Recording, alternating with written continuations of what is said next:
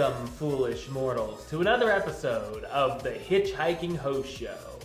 I am your host, your ghost host, West Troop, and I'm back this week with another Trending Topics episode. Well, let's see what went down in the Disney parks this week, shall we? Let's do this thing.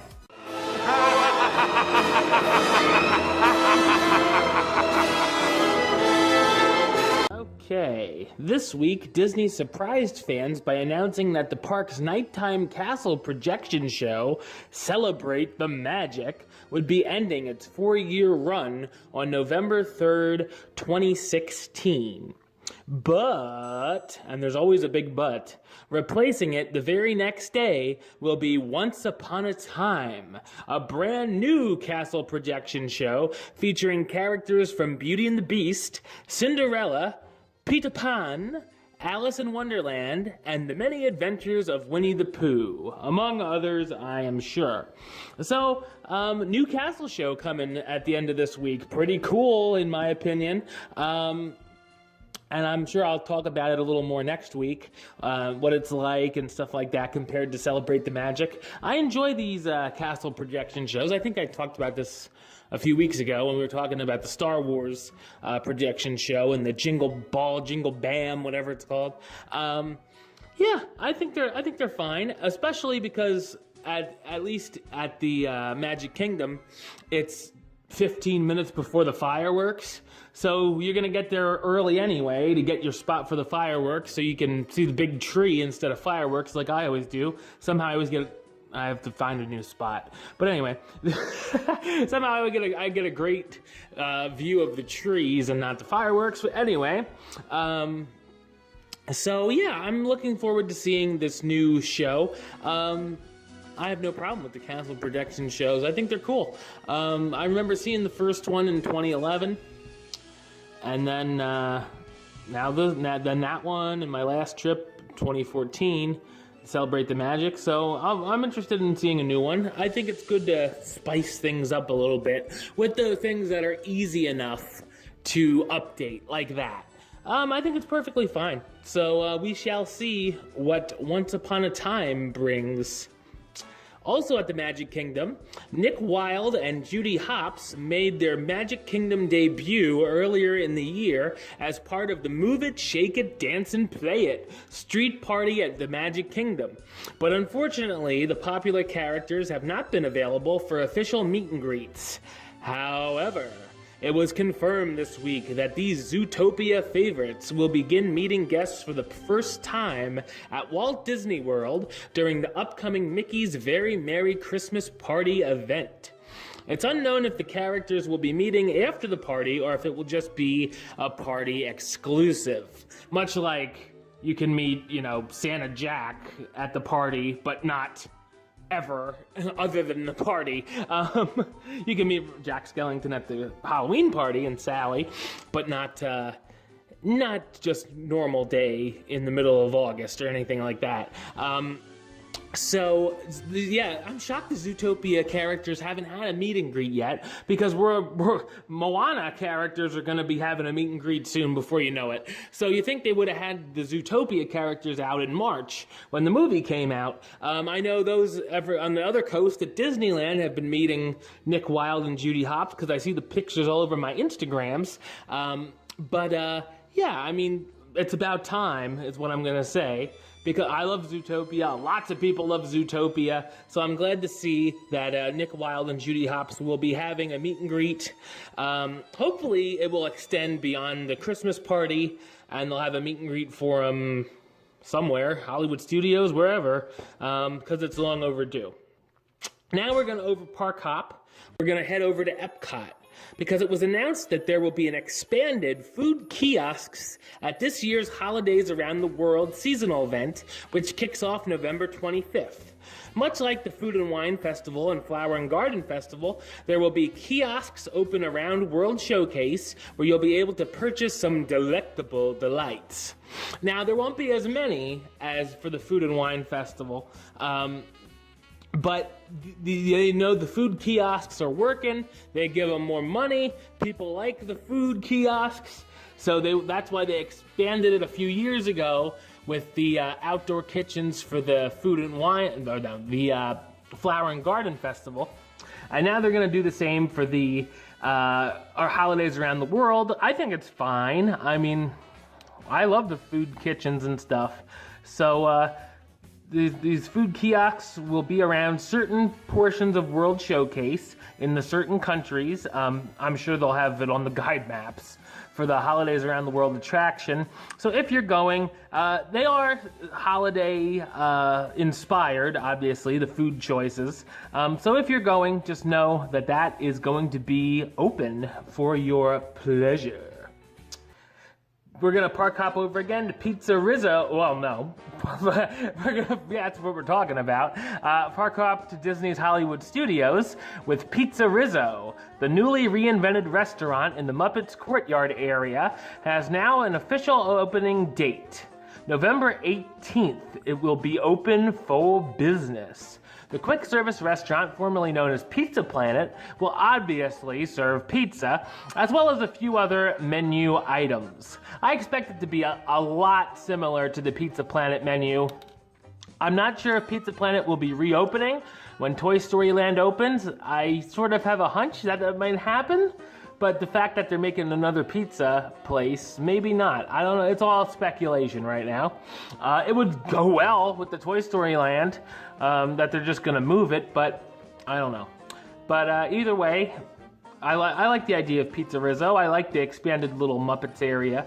So I'm looking forward to see what it will look like inside and what the menu exactly will entail when PizzeRizzo opens in just a few weeks. And also at Disney's Hollywood Studios, the one-man dream attraction is currently showing a preview of the Marvel film Doctor Strange, which opens this week, and I'm kind of excited to see this. Beginning next week, the attraction will be hosting a new preview. This time, take a guess, Moana, Disney's next big animated film, releasing on November 23rd. Although the preview will be separate from the upcoming character experience based on Moana, which is coming to an unspecified park sometime before the end of the year, the limited time preview is expected to play through at least till the end of November. Who knows if they're going to show a Rogue One preview, or if they're just going to not bother with that and just show Moana the rest of the year. I don't know that Rogue One really needs a preview. I think everyone knows if they're going to see that one or not. I'll definitely be there opening night, wrapped around the building with lots of other people, I'm sure.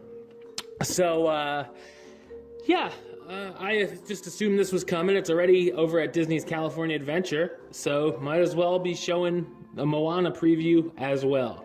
So I'm looking forward to that movie too. We'll see what happens when it opens in November. Now we're going to head over to Disney Springs, where it was announced there's an all-new Festival of Holiday Trees event, which is a new walkthrough attraction that allows guests to wander through an enchanted wonderland and marvel at a stunning collection of custom decorated and bright lit trees, each with its own fun Disney theme.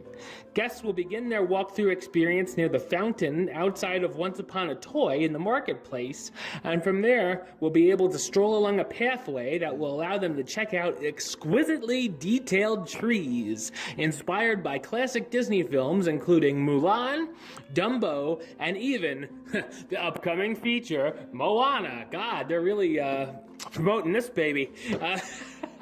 So, if you're going to be in Disney Springs, there's something for you to do. Check out the Festival of Holiday Trees.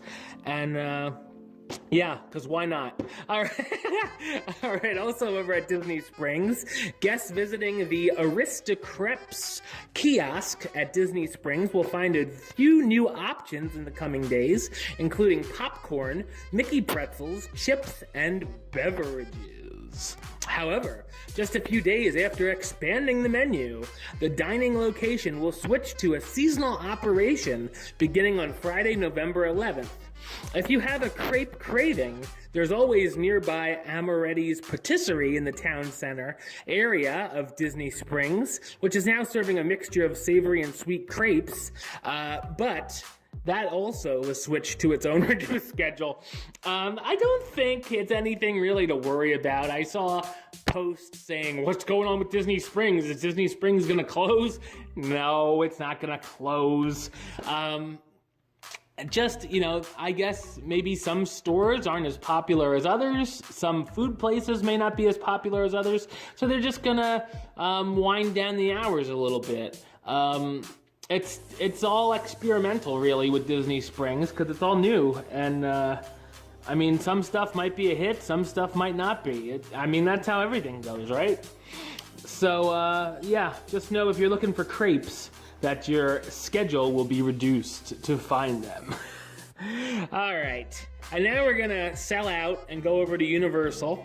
And this is kind of important news for those of you who love the Halloween Horror Nights, because in part because of the 2-day closure related to Hurricane Matthew, Universal Orlando Resort has announced that it will be extending Halloween Horror Nights for the first time ever.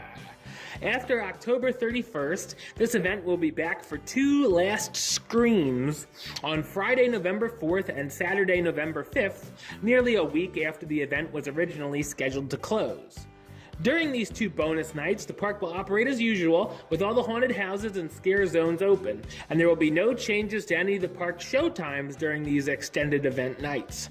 Operating hours are from 6:30 to 1 a.m., 6:30 p.m. to 1 a.m. both nights, and the repository add-on virtual reality experience will be available for purchase as well. Guests can now purchase tickets for the 2-night events for $59.99 for Friday and $66.99 for Saturday. In addition, standard frequent fear passes are good for Friday's event, and frequent fear plus pass holders will be able to attend Saturday's closing edition of the Halloween Horror Nights as well. So if you somehow didn't get to make it over to Halloween Horror Nights because of the hurricane, or you just want to go again just to check out everything one last time, you got a few extra nights. So definitely check it out if you are interested for one last scream. All right, well, that's the show. I'll be back with another episode next week, as well as another HitchHiking Host Show 101, where we talk about the history of a certain Disney Parks attraction. But until then, don't forget to subscribe right here on YouTube. youtube.com/HitchHostShow. You can like the show on Facebook, facebook.com/HitchHostShow. Follow on the Twitter @HitchHostShow and the Instagram @HitchHostShow. And if you want to listen to the show, or you are listening to the show, you can do it over on Podbean, hitchhostshow.podbean.com, or search on iTunes or Stitcher for West Troop or the HitchHiking Host Show. Until next time, don't forget to